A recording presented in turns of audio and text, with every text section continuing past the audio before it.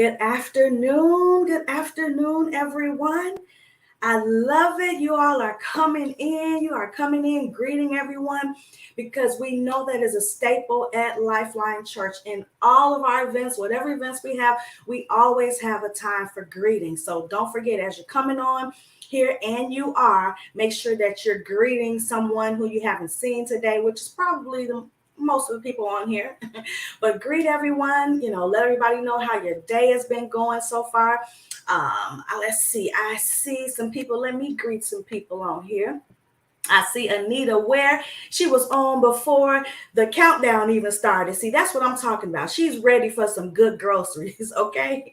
I see Anita Ware. I see Elder Dominic. Good afternoon to you. I see Andre Harper, Margot, Nikki Stubbs, Elder Shirley. I see Cassandra Walton, Adrian Burge. Come on, y'all, coming on here. I see Moms, better known as Elder Yvonne. I see Elder Walton here. Let's see, Darian Abrams, goods in the afternoon, LC family. I love it. I love it. Don't forget, as you're coming on here, not only speak to the person that you have not seen. Yes, buenas tardes, shalom. Yes, good afternoon and peace. Yes, we can all use some peace, Elder Dominic. I see Mama Pat on here. Listen, greet your neighbor, as I said. Make sure you're tagging. Make sure you're sharing. Why? Because sharing is caring. It sure is. Sharing is caring. Before I start out, I don't want to take up too much more time. I guess probably not the right saying, but you understand what I'm saying. Because I have a whole bunch to share with you, and I want to try to get it out. Now I sound like Pastor Reggie. Listen, when you've been together for 27 plus years, you start to sound alike. Okay? So, and they do say you start to look alike too. I don't know, we might look alike, but hey, whatever. I start to sound like him, but I have so much information that I want to get out to you. But make sure that you are continuing to do the prayer declaration over Windhoek, Namibia missions team. They are there on boots on the ground, as we say. Last week, I told you when I talked to you last week, they were in transit. They were still traveling. So they are there enjoying a wonderful time. Pastor has been preaching the word of God. He actually should be in service now. So he might be preaching the same time that I am now, or he had already preached. But either way it goes, he's preaching in Windhoek, and I'm here online preaching to our global partners of Lifeline and friends. Amen. So don't forget, make sure you're saying this declaration every day. They are returning home on Friday. They start their travels actually tomorrow, but they'll be returning home on Friday morning. And listen, you all, on Sunday, Pastor Reggie, snuck in. He snuck in through FaceTime, and he told us all that he wanted a big parade when he comes to church on Sunday. So can we make that happen? I don't know. I don't know if PC is on here, but let's see what we can do just to make them feel welcome and let them know that we love them and we do miss them. But yeah, they'll be home in 2 days. Praise the Lord. Hallelujah. So yeah, I see Sharetta. Hello. How are you? I see Granny on here. Zonique, I see you on here. Sandra Crowder, good afternoon. I see Lauren S. on here. Ava, hello. Let's see, Felice Johnson. Let's see, we have our South partners on here. Yes, poster boards, Ava, that would be a wonderful thing. If we can get this done, excuse me, that would be wonderful. Okay, so last week I didn't have my glass, but I got my glass. So I'm gonna drink a little bit of water just to clear my throat. Elder Thomas, I see you. Tanya, I see you. Okay, so if we can get some poster boards, whatever fanfare we can for Sunday, just to let the team, Pastor Reggie and the team, know that we love them, we miss them, and we are glad to have them back. Let's make it happen. I see you, Kiva. I see you, Marcy. Okay, so you can continue to speak to whoever you want to speak to, but I want you to tune your ear into what I will be sharing on this afternoon. This is a lunch hour, and we always try to make sure we do it within this lunch hour because we want to respect your time, okay? So as we know, we're talking about soul and relational prosperity, specifically commitment to love. Write in the chat, commitment to love. So as always, this freed me up, and I tell you this every time I teach now, Teaching is repeating, excuse me, until the lesson is learned. Teaching is repeating until the lesson is learned. We must all be willing to become the teachings. Right in the chat. I must become the teaching. I know it's repetitive. I know you said it before, but how many things have we said over and over and over again? How many movies have we watched over and over again? Okay, so just do what I ask you to do and write in the comments. And you're doing it. You're a great class. I must say, you're a great class. But I must be willing to become the teaching. Now, our relational outcome will be determined by what we become. So our relational outcomes will be determined by what we become. So when we become the word, we'll see the word in our relationships. So during this season and every season of your life, we are going to have to submit our ears to the things that will prosper our souls. Right? We have to submit our ear to things that will prosper our souls. That's our mind, our will, our imagination, our emotions, our intellect, our thinking, our feeling, and our choosing. 3 John 2 says, Beloved, I wish above all things that thou mayest prosper and be in health, even as thy soul prospers. Even as thy soul prospers. So we're talking about being committed or having a commitment to love. So we're teaching about it because I was about to say we must be taught how to commit to love. Now, when I say that I love someone, it means that I have decided that I am going to walk through for better or for worse with them. Now, we used to think that was just for marriage, but that's for any relationship. We have to be willing and make a decision to walk through life with them through better or through worse. When we love someone, it means that I am committed to them. That means I am dedicated. I am loyal. I am faithful. I am pledged. I am devoted. That's what commitment means. Now, 1 Corinthians 13, 4 through 7, we know that that's the love chapter, or we talk about that being the love chapter. But verse 7 talks about that commitment to love. In the TLB, the Living Bible, that green Bible you might have had back in the day, it says, if you love someone, you will be loyal. We talked about commitment, right? That was one of the definitions for being committed. So if you love someone, the Bible says in 1 Corinthians 13 and 7, you will be loyal to him. I'll add to her, no matter what the cost. You will always believe in him or her. You'll always expect the best of them and always stand your ground in defending them. Wow, have we really been committed to love someone? Have we really walked out love in not just our marriage? And sometimes people don't even walk out this love in their marriage. First sign of trouble, they gone. But have you committed to do this in marriage and in friendships?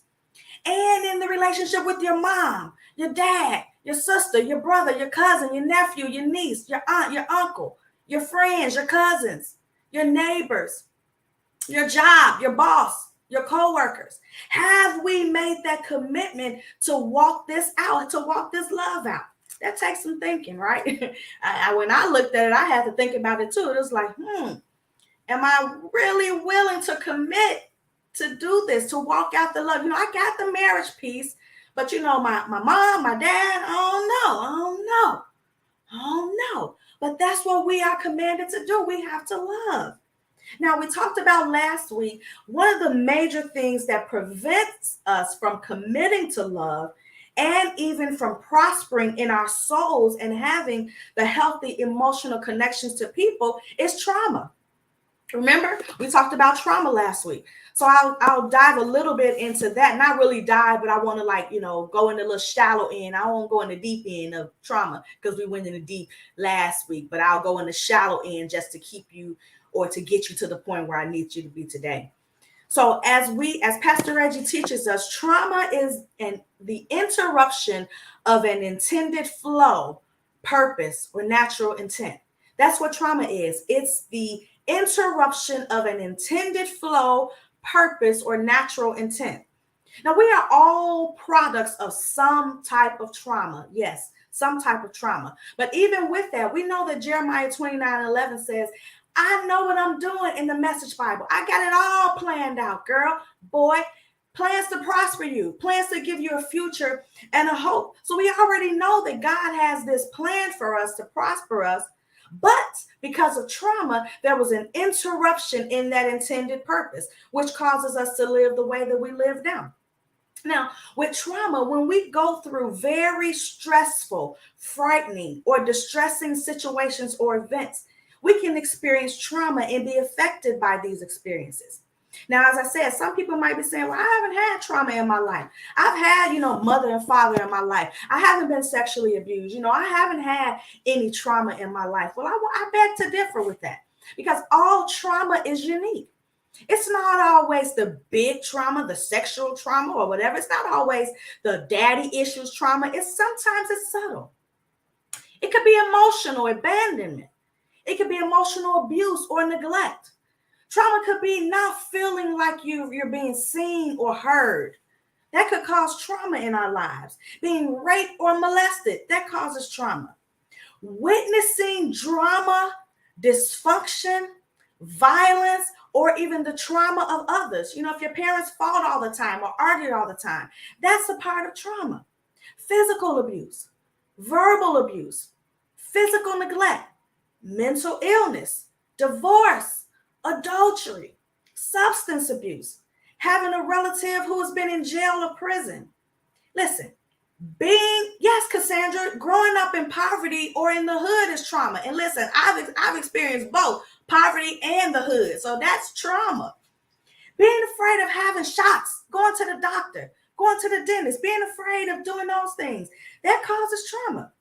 Now, I know for me, when I was young, I used to hate the dentist because I was in so much pain. I guess I had a dentist or a doctor that didn't know too much of what they were doing or didn't treat me. Now they have these children doctors or dentists that are catered specially for children, so they know how to, make it so they won't, be traumatized in the dental experience, because we should be going to the dentist as long as we have teeth, right? But listen, how many of you have had negative experiences in your past with doctors or dentists? That's trauma.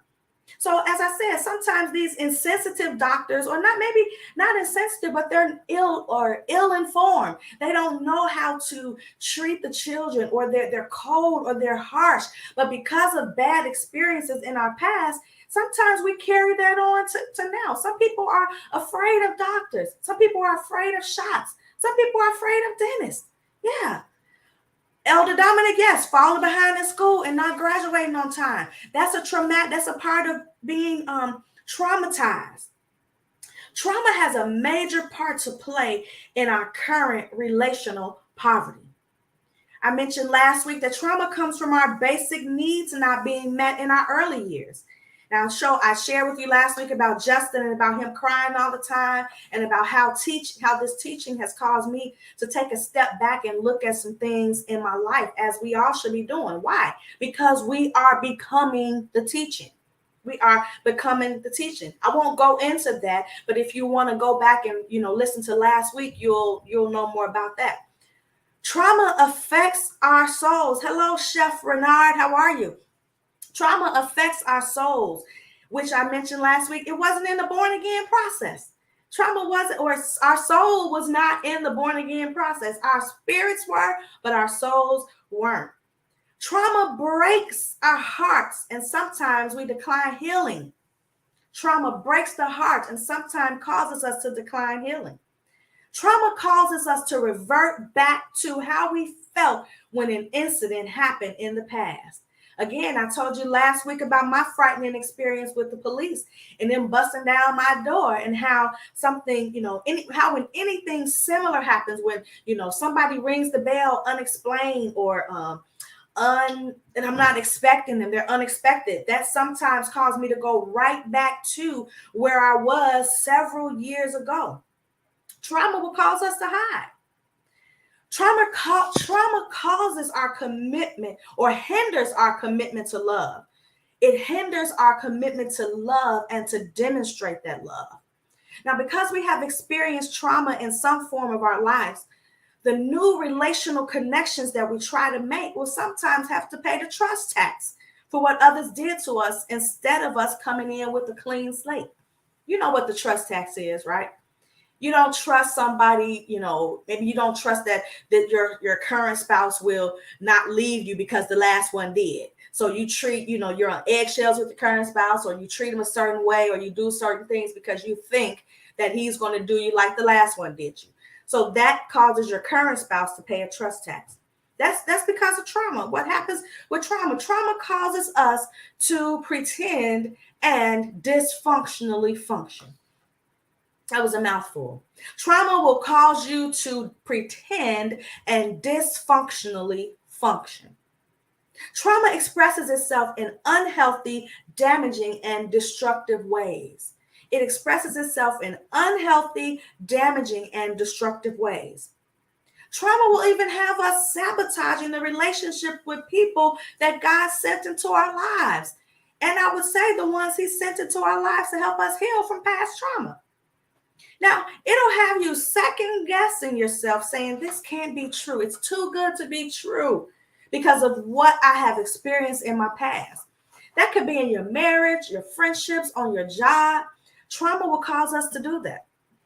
Trauma causes past experiences, or it brings past experiences into healthy, loving spaces.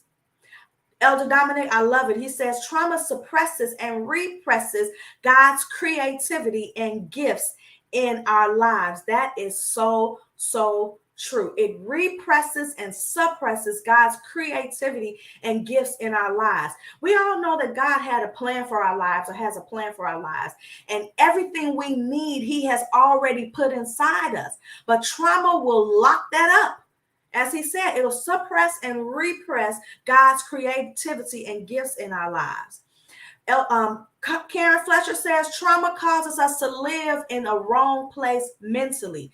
Yes, we live in the past, and we don't let that past, or we let that past stop our future. So yes, trauma causes us to live in a wrong place mentally. Trauma will even have us to assume that God and people don't love us. See, Marcy was right there. She says trauma makes you feel unworthy of anything other than trauma. Yeah, that's because we feel like we're not loved, or we're no good, or we can't experience, different things in our lives. Now, we know that this is absolutely a trick of the devil, and he uses that to cause depression. He uses that to be us for us to be like, woe is me. I can't do this, or I can't do that. No, that's a lie and a trick from the enemy. God loves us. He is love. So he has no other choice but to love us. Listen, it'll have us assuming that God doesn't love us, and that, as Marcy said, that we're unworthy of anything. We're unworthy of his love. But that's a lie from the pit of hell, and we send it right back to where it came from. Now, trauma will also have us trauma bonding with people and calling it love or covenant.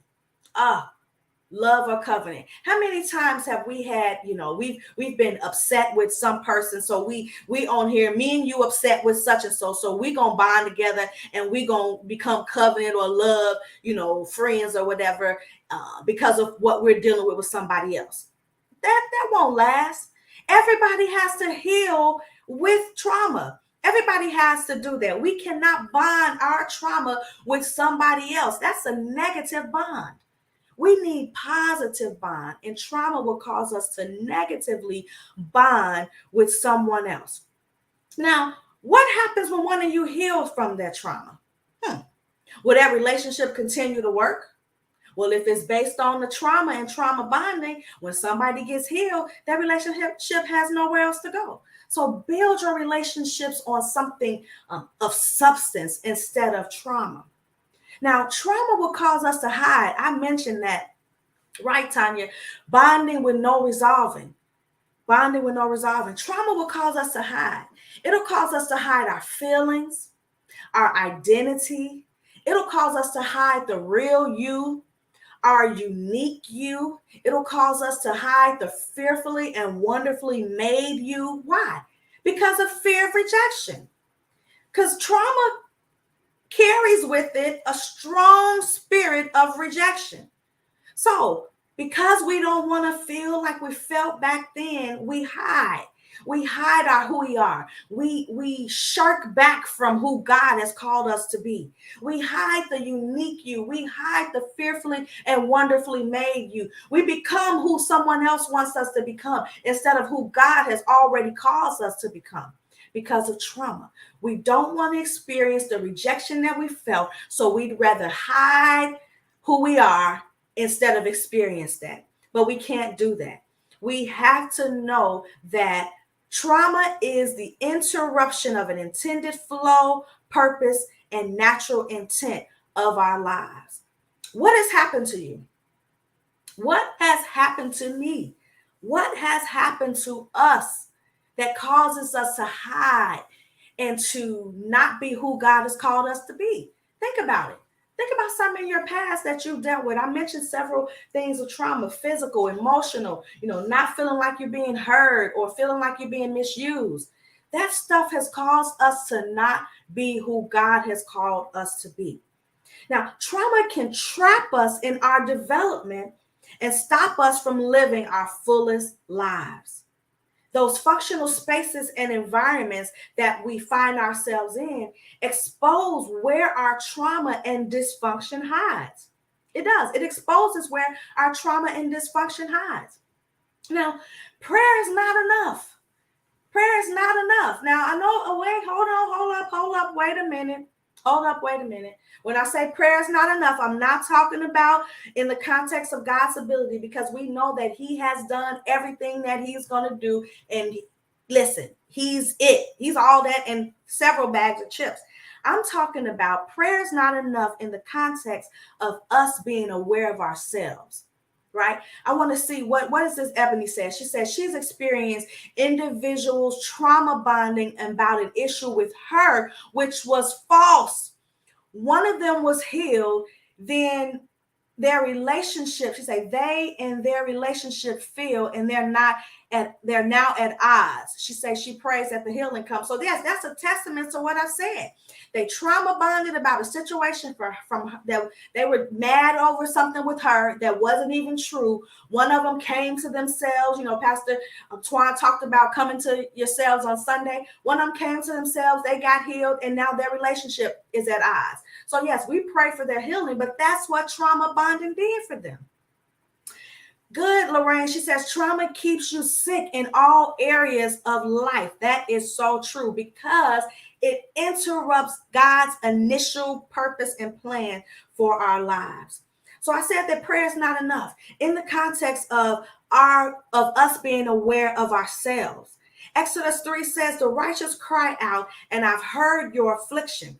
I'm coming down to deliver you through Moses. Listen, trauma happened through a person, and healing will come also through a person. Trauma happened through a person, and healing will also come through a person. We have to constantly discipline ourselves to not do what our trauma has trained us to do. Oh my goodness, we have to constantly discipline ourselves. When trauma will cause us to do what it has trained us to do, we have to stop it in its tracks and say, hey, nope, not gonna happen. Not gonna happen. We have to do that. We cannot let the enemy isolate us, pull us away, cause us to run away, or even be scary. Oh my goodness. We can't allow the enemy to do that to us because of something that has happened traumatically to us in our past. God puts the lonely, the hurt, and the abandoned in families. So we can't run away from that.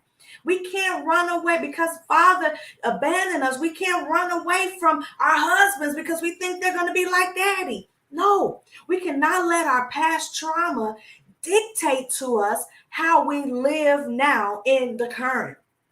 Now, our feelings, I'll say this, our feelings are facts, but guess what? They're not the truth. They are legitimate, and we get to have those feelings. They are legitimate, but not the truth regarding us and who we are. Our feelings are not the truth regarding us and who we are, but the word is truth. The word is life, and that's what we have to identify with when dealing with anything, and especially with this trauma. We have to be okay with our healing journey. Say, I got to be okay with my healing journey. I have to be okay with my healing journey. Listen, mom said we call it putting up walls when, yes, it really is trauma. We put up walls to cause that hurt not to come in again. But trauma is talking to us, trauma is living through us because of that. The word says for us to trust God in everything, right? And listen, when we trust God, He will not cause us to be ashamed, or He will not cause us to be back in those situations. He will cause our hearts to be healed. So, yeah, we got to stop putting up those walls when it really is trauma. We have to be healed from the trauma. We got to be okay with the healing journey, because we want the pain gone, right? We don't want to walk around in pain. We don't want to walk around in fear. We don't want to walk around in anxiety. We want the rejection gone, right? How many of you want the rejection gone? You want the fear gone. You want the anxiety gone. You want all of this gone. You want those walls gone. Raise your hand if that's you. Raise your hand in the chat if that's you. Now, sometimes we make decisions out of that pain, that fear, that rejection that are not the best for us, or even for those around us. It's not the best for us. And then, because we make those decisions, we cause more pain, more fear, more rejection, more issues. We continue the hideous traumatic cycles. We continue those hideous traumatic cycles. Now, we talk about counseling and therapy. That's one of the methods or forms of avenues of healing, right? You know, Gabby, listen, she says, I'm so tired of walking around with the pain and rejection. I'm tired too.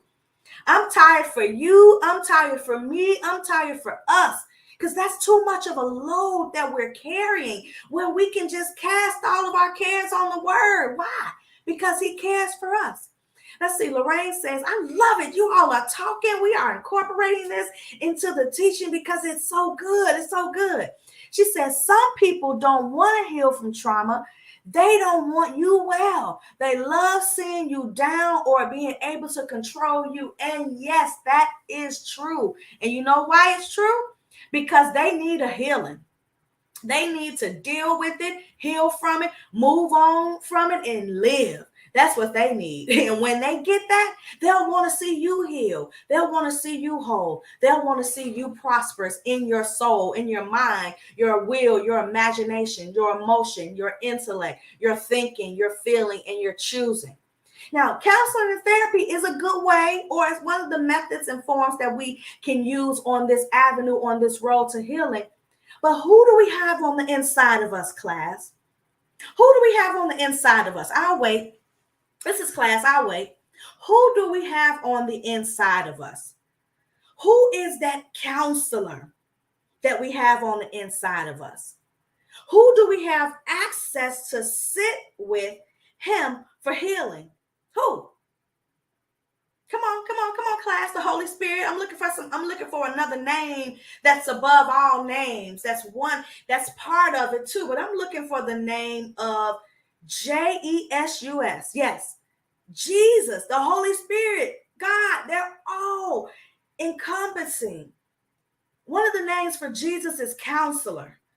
As I said, we have access to sit with Him for healing. But, do you want to be made whole? Ask yourself that question. Do I want to be made whole?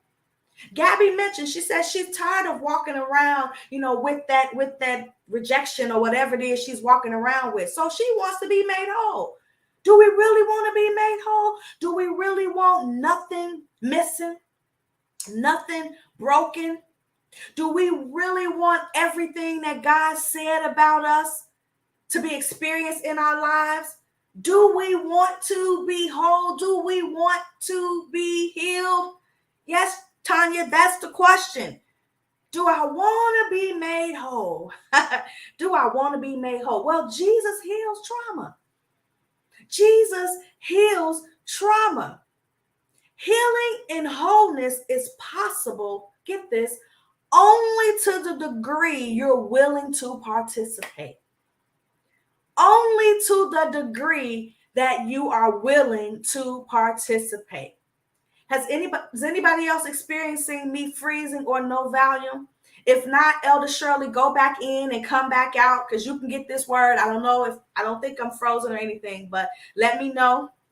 But Tanya, yes, some people find comfort in trauma. But get this, when you're healed, there's a much greater comfort in healing. It's a much greater comfort in healing. Jesus heals trauma. John 5, 1 and 6 in the Amplified Bible, he asked the question, do you want to be made whole? Do you want to be made whole? Psalms 147 and 3, he heals the brokenhearted and binds up their wounds. He heals the brokenhearted and binds up their wound. Luke 4 and 18, Jesus said, God has anointed me to heal the brokenhearted. Listen, we are all products of some degree of trauma, and healing is possible for us all. But as Tanya said, we cannot normalize trauma. We have to normalize what God has called or how God has called us to live even before we were in our mother's womb. But I must participate in my healing. Just like that ant, you saw the video a couple of weeks ago, Pastor shared about the ants. We don't want to be left behind like the ants, right?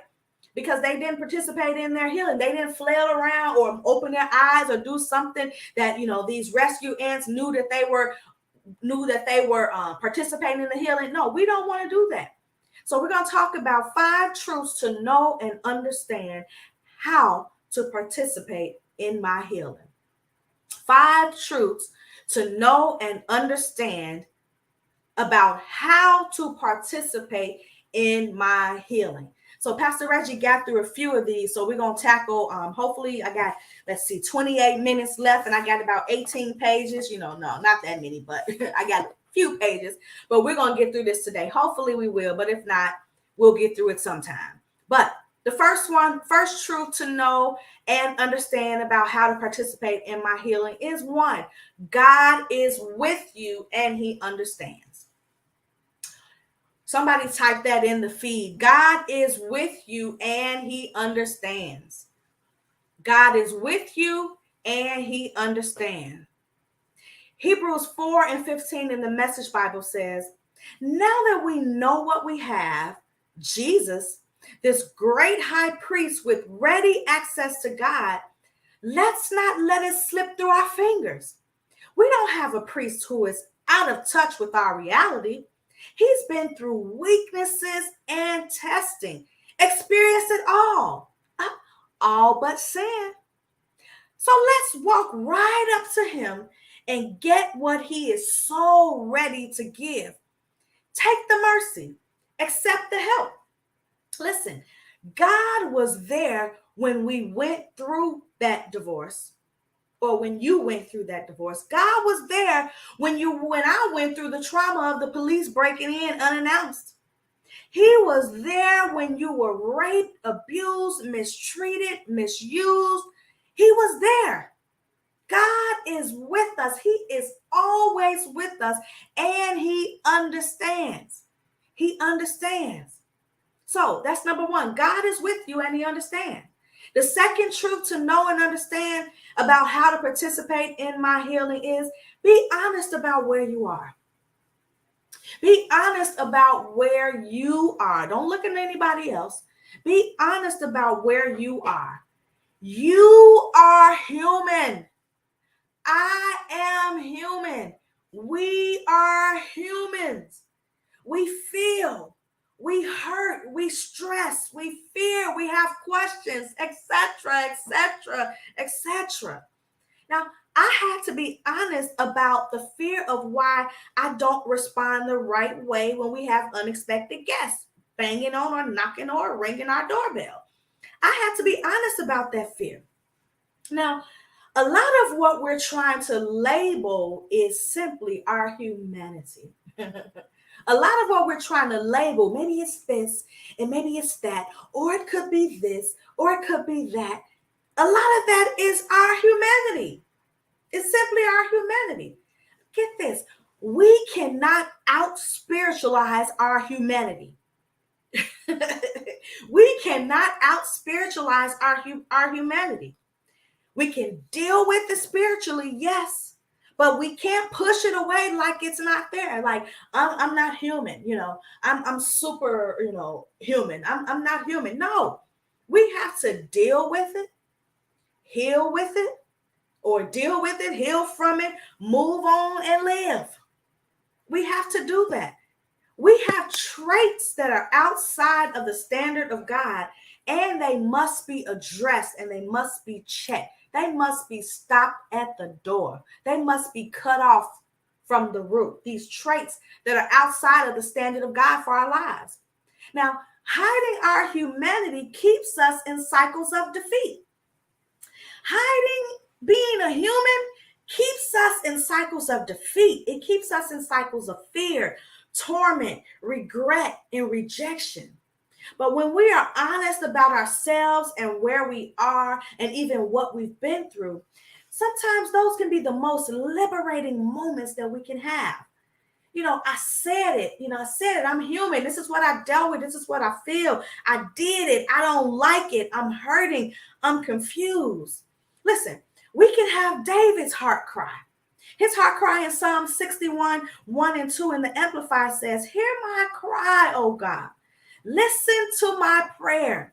From the end of the earth, I call to you. When my heart is overwhelmed and I am weak, Lord, lead me to the rock that is higher than I, a rock that is too high to reach without your help."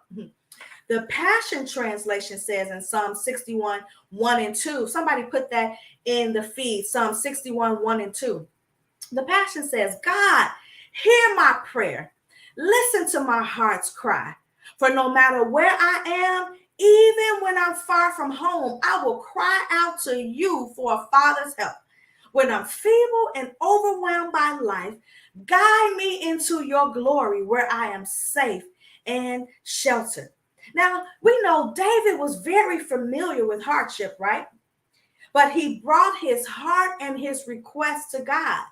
He was real with God about his questions, his feelings, his disappointments, his fears. You can look through all the Psalms and found those out. But he was real about who God was. So not only was he real with God about the questions that he had, his feelings, his disappointment, his fears, his enemies, he was also real about who God was. We get to be real about how we feel. We get to be real with God and, tell him how we feel. He already knows how we feel. But we get to be real. We get to be 100 about how we feel. But we can't stop there. We also must recognize who he is. He is a faithful God. He is for us. He is not against us. He is committed to our success. He is committed to our well-being. He is our healer. He is our provider. He is our deliverer. He is our protector. He is our sustainer. He is our friend. He is our champion. He is a very present help, and so on and so forth. We have to recognize who he is to us. So David was familiar with hardship. Esther was also familiar with hardship, but she realized, she recognized who God was, and she was able to save her people from destruction. Now, listen, I know you might be saying, Esther, no, she didn't, she's not familiar with any type of hardship. She had it good. But listen, she had 12-month beauty treatments to gain the favor and the eye of the king. But I want to tell you from this computer screen this afternoon at 12:39 p.m. that Esther had hardship. I'm sure there was a lot of pressure inwardly and outwardly that she had to deal with. Now, upon the king's orders, she was taken away from her friends, from her families, from everything that she knew to go to the king's harem with all these other people that were trying to be her wife, trying to be the king's wives. She had to go behind the beautiful Queen Vashti, who got put out of the kingdom for not showing her beauty to the king when he told her to do so. He wanted to show Queen Vashti off to his friends. I have a lovely wife. He said, come on, Queen Vashti, come on and show yourself to my friends. And she refused, so he put her out. So she had to go behind this.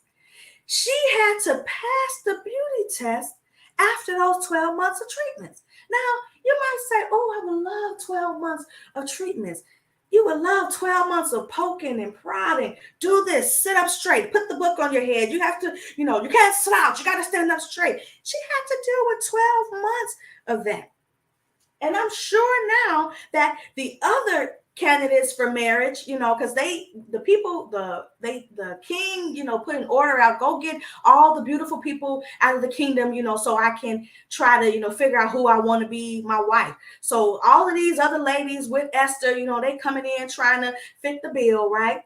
I'm sure those other girls was looking her upside her head, talking about, girl, who you think you are? I'm about to be the queen bee around here. You ain't nothing. You ain't nothing but a hound dog. Wait a minute. Where did that come from? Hey, maybe it's because I'm too hot. Let me turn this heat off back here. Okay, but I'm sure these other candidates were looking her upside her head. Do she think she better than us? Hey, I'm prettier than she is. Now, inside, she was also probably feeling inadequate, right?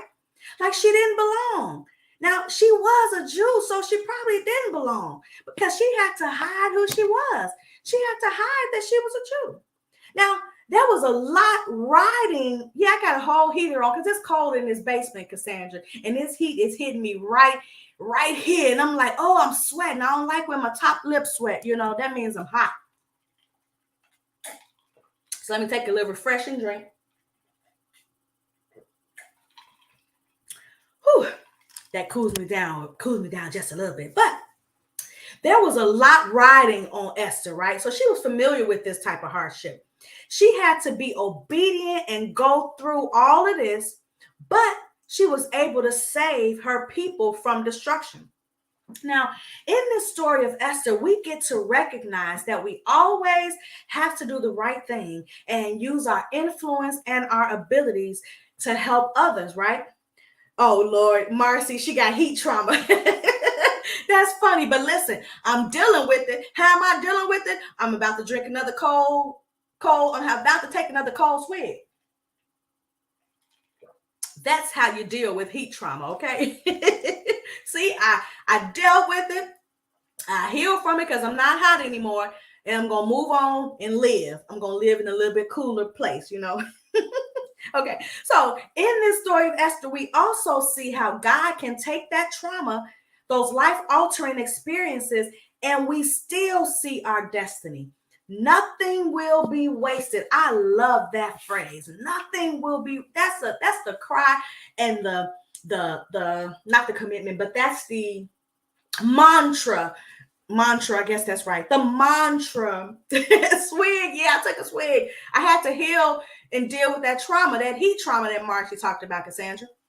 But listen, that's my mantra. Nothing will be wasted. Everything that I've gone through, whether it has been trauma or, whatever, nothing will be wasted, because even as I'm sharing with you, those experiences that I have or I've had and have dealt with, and maybe some that I'm still dealing with, I'm able to help you and share with you so you can deal, heal, move, and live. Deal, heal, move, and live. Now, what would have happened if Esther wasn't honest with herself?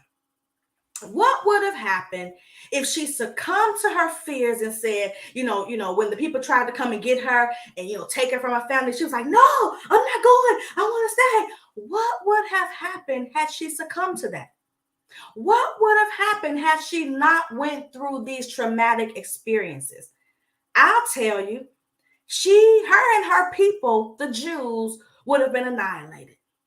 they would have been annihilated because she was able to step up and say, she saved Mordecai too. I believe that was her cousin. She was able to do that. But because nothing was wasted, because she dealt with the traumatic experiences, she was able to save her people. Now, Paul was real about his trauma too, his severe trauma.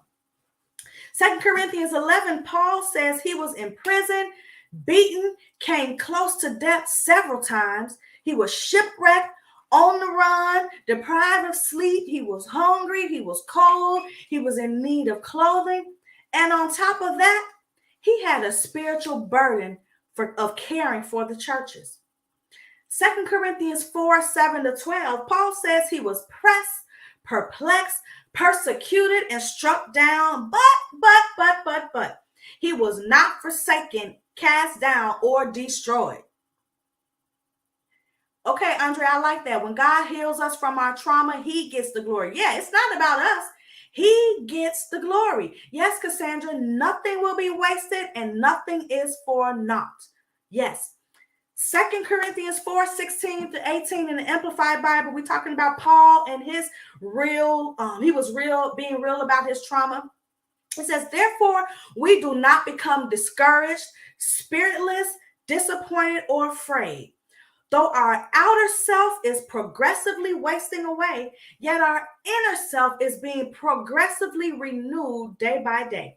Verse 17 says, for our momentarily light distress, this passing trouble is producing for us an eternal weight of glory, a fulfillment beyond all measure, surpassing all comparisons, a transcendent splendor, and an endless blessedness.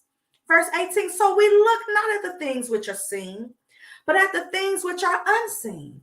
For the things which are visible are temporal. They are just brief, they're fleeting, they're subject to change. But the things which are invisible are everlasting and imperishable. Philippians 4, 12 to 13, Paul found his strength in Christ. Now we can too. We can too. So all of that was number 2. Let's go back, class. Number 1, out of the 5 truths to know and understand about how to participate in my healing. Number 1, God is with you and he understands. Number 2, be honest about where you are. So that we just talked about being honest about where you are. Number three. Identify what triggers you and take its power. Identify what triggers you and take its power. Although the trauma happened some time ago, those lingering emotions, that lingering fear, that lingering feelings, or whatever it is that's lingering, can grow with us if not confronted and healed. That's why I say deal, heal, move, and live. Triggers can bring us face to face with people, places, or other instances that activate memories of what we thought or memories of what you thought you endured. So yeah, it can cause us to activate memories of what we thought we endured. Those triggers cause that. It's a painful yet essential part of the healing process to identify those triggers and to take its power. Now, we have to identify our triggers, and that will help us to make a plan of attack. So when I think about triggers, I think about, Cassandra, you should remember this. You were in my Winning Wives group. So in my Winning Wives life group, shout out to life groups. If you are not in a life group, you need to get in a life group. But we started this several years ago, and I used this pen. It might not have been this specific pen, but I used a pen like this to talk about our triggers. Ebony, I believe you were in that group too when we mentioned about these whole pen and triggers. But if not, just listen. So I have this pen here, right? This pen, and by the way, it's a Married Life pen. It's a nice Married Life pen. Shout out to Married Life. Shout out to my husband who is in Africa. He'll be home in a couple of days, but rewind. Okay, so I have this pen. I know I'm funny. I'm cracking myself up. Okay. It's in my possession. I have control over this pen, right? I have control of. Nobody can push this button at the top unless I give them access, right? Nobody can push that button at the top because it's in my control. It's in my possession. Have to give them access. Now, pushing this button is something that we can't say somebody else made her do it or somebody else made me do it. I think it was Flip Wilson. He said the devil made me do it. Can't nobody make you do nothing. So can't nobody make me do nothing. So pushing this button is something that I can't say somebody else made me do it. Now, I have control over this tiny little button, right? And I can choose not to allow someone or something to cause the button to be pushed or for somebody to even forcefully push it. I have control over this button. I have to give permission for somebody to push this button. Now, if my husband is still triggering me in some areas, he's pushing this button. Sometimes he does. I do give him permission to push these buttons, but I shouldn't give him permission to push these buttons. But sometimes he does because I give him permission to push these buttons. Then, I might go off. Now, if that happens, I have not properly dealt with that trigger. And instead of me controlling this button, this trigger, it controls me. It, tries to do this, like a bee or something, I don't know. I just saw this when I was using this analogy, but you know what I'm saying. This pen is not controlling me. I control this pen. But when I don't confront my triggers, I allow this pen to control me or this trigger to control me instead of me controlling it. I am responsible. You are responsible for dealing with and controlling our triggers. Not our spouse, not Pastor Reggie in my case, not my mama, not my daddy, not my sister, not my brother, but it's me, oh Lord, standing in the need of prayer. Why do these things come out when I'm teaching? Oh my goodness, that's a song, but okay, whatever. You get what I'm saying, right? Nobody can control, or I'm responsible for dealing with and controlling my triggers. Not my spouse, my mom, my dad, my brother, my friend, my coworker, my sister, my boss, my child, etc., etc. I have control over these triggers, and I have the responsibility. And get this, not just the responsibility, but I have the authority to take its power. I have the authority. Excuse me. Okay, I gotta get another swig. I have the authority and the responsibility to take its powers. Now, these triggers that we're talking about, they're a test to help you heal from the trauma. Triggers are a test to help you heal from whatever it is that's triggering you. They help us to identify the areas that we need to heal in. Excuse me. Okay, I got 7 minutes. I think I might be able to get through this. So let's go. So that's number 3. Identify what triggers you and take its power. I want you to, when there's a trigger or something that comes up in your life, maybe it's, based on trauma, whatever else it is. Think about this pen, this analogy of the pen, and how nobody can push this button unless you give them access to. And when you think about that, you think about how you have to take the power and control, take the power and the responsibility to control those triggers so they won't cause you to act unbecomingly. Okay, so that's number 3. Number 4, forgive the cause of the trauma. Y'all give me, I got 6 minutes. Release or forgive the cause of the trauma. For those that have caused us trauma, get this, their trauma may have bound them so they can't assist us with our freedom.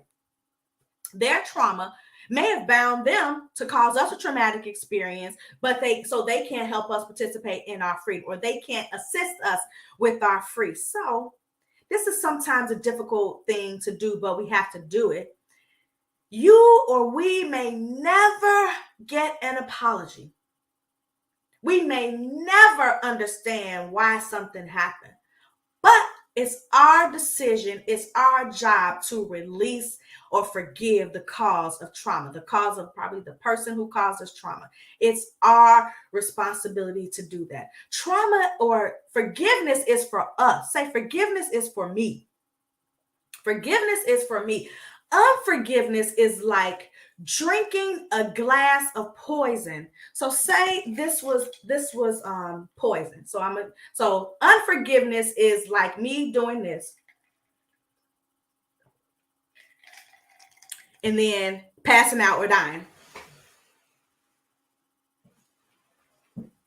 Okay. I'm very graphic, or I just like to make the word complain. So it's like me drinking that bit of poison and dying, or somebody else dying, right? So when you drink the poison, you're gonna die, but you expect unforgiveness, you expect somebody else to die, right? Listen, unforgiveness is holding you in bondage. Unforgiveness holds us in bondage, but forgiveness is not an emotion, right? It's not an emotion, it's a decision. It's something that we have to do. We have to make a conscious decision to forgive, whether it's ourselves for what we've done to ourselves in the past. I shouldn't have done that. I shouldn't have had a baby out of wedlock. I shouldn't have got that abortion. I shouldn't have, went to that school. I shouldn't have married this person. I shouldn't have done this, or I shouldn't have had this, or shouldn't have done this. No, we have to forgive ourselves first. But Psalms 86:5 says, be that God is ready to forgive. God is ready to forgive. We have to be ready to forgive like God. It might be hard, but it's simple. We forgive. Why? Because God told us to do it. Because God told us to do it. You can put down Colossians 3:13 in the NLT. Make allowance for others, for each other's faults, and forgive anyone who offends you. Remember, the Lord forgave you, so you must forgive others. Luke 6:37 and 38. Read it on your own time in the NLT. Ephesians 4:32 in the Message. Be gentle with one another, sensitive. Forgive one another as quickly and thoroughly as God in Christ forgave you.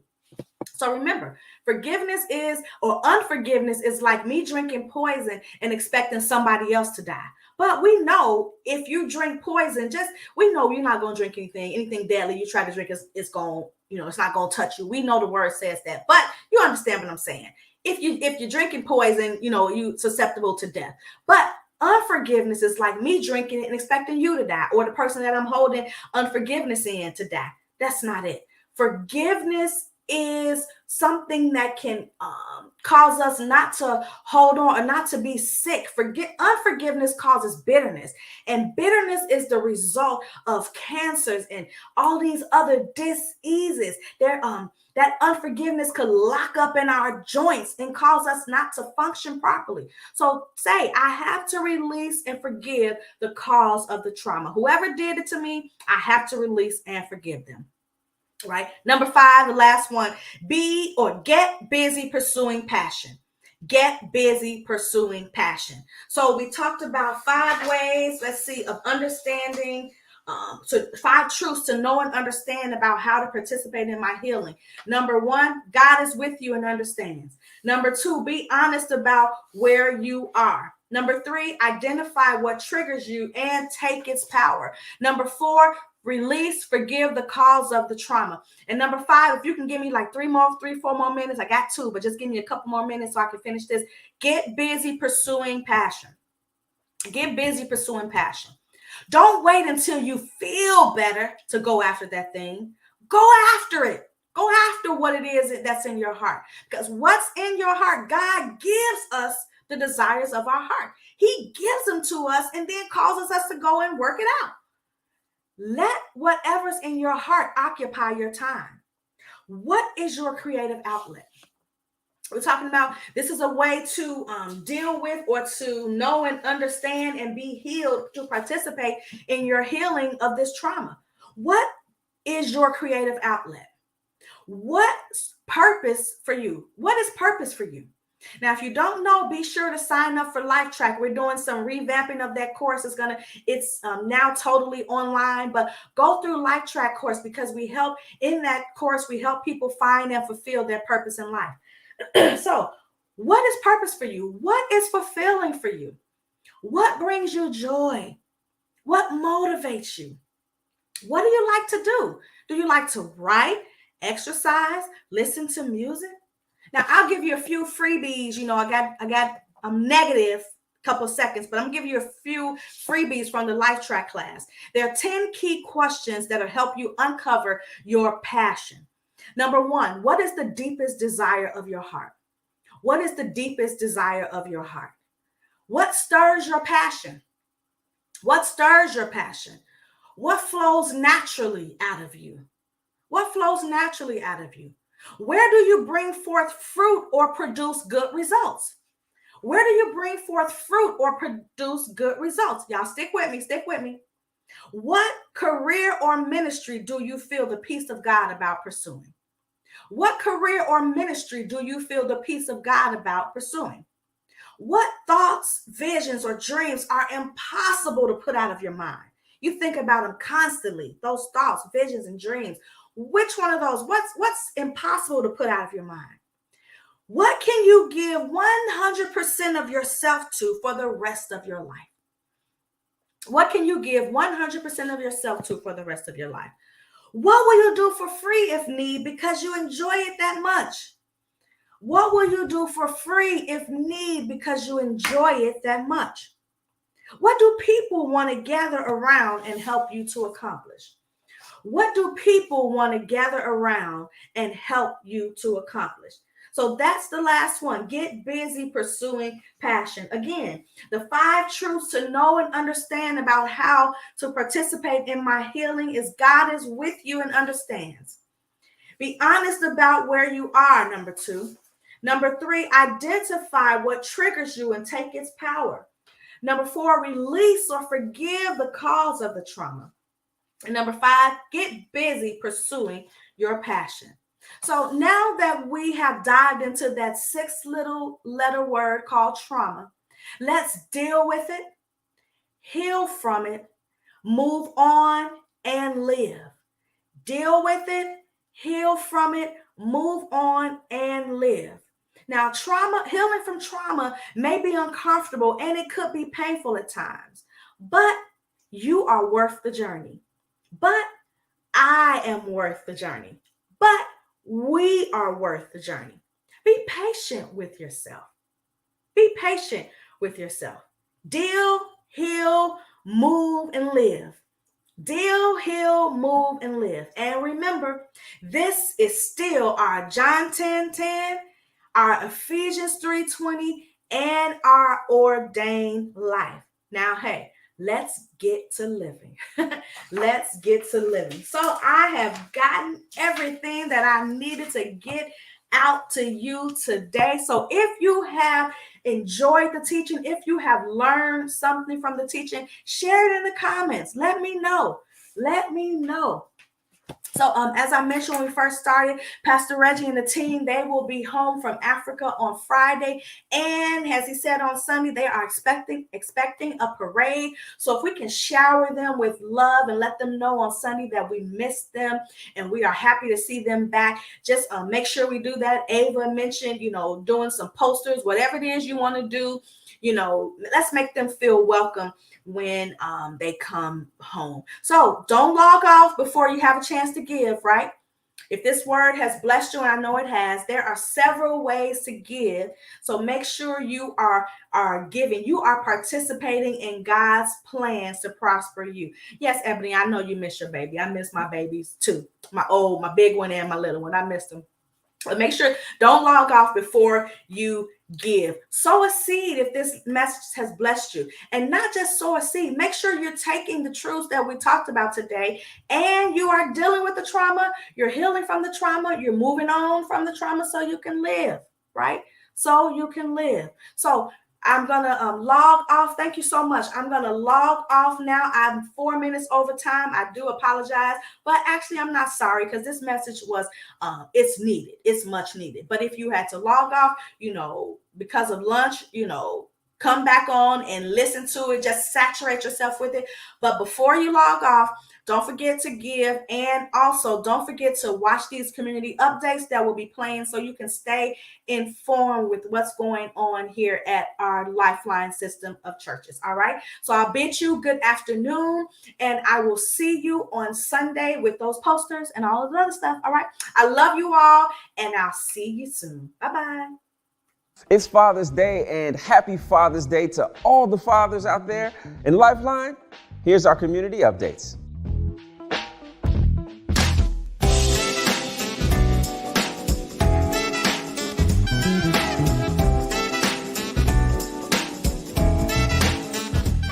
These declarations are a part of the foundation of our community.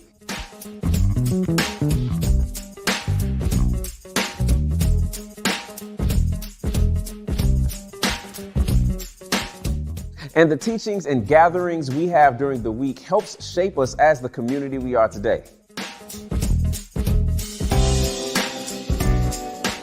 Join us next Sunday, June 25th at Lifeline Main Campus for Graduation Sunday at our 10 a.m. worship service. Also, next Sunday is Mexico Sunday, and the seeds we sow financially support our Lifeline Monterrey, Mexico campus with Pastors Jesus and Victoria. Sunday, July 2nd will be an online gathering only, and we will observe Family Week during the first week of July at our main campus.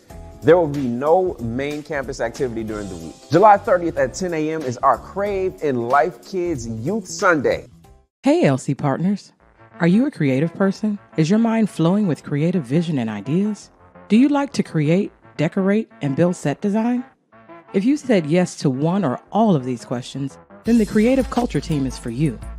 This team is behind Lifeline's big events such as our picnic, church anniversary, Easter, and Christmas production, and more. The more involved, the more we evolve in our productions and events. Go to lifelinesoc.com to join in and let the creation begin. There are a couple of ways to stay informed of what's happening at Lifeline, and that is through our website and our mobile app. And on Sunday at 9:30 a.m., it's the Real Life Talk Show with Brigitte, Young Marv, and London. And remember, Lifeline Church is a place where love flows like a river. Catch the vision by reaching up to God, reaching into your fellow brothers and sisters, and reaching out to the community with the love of God. See you next time.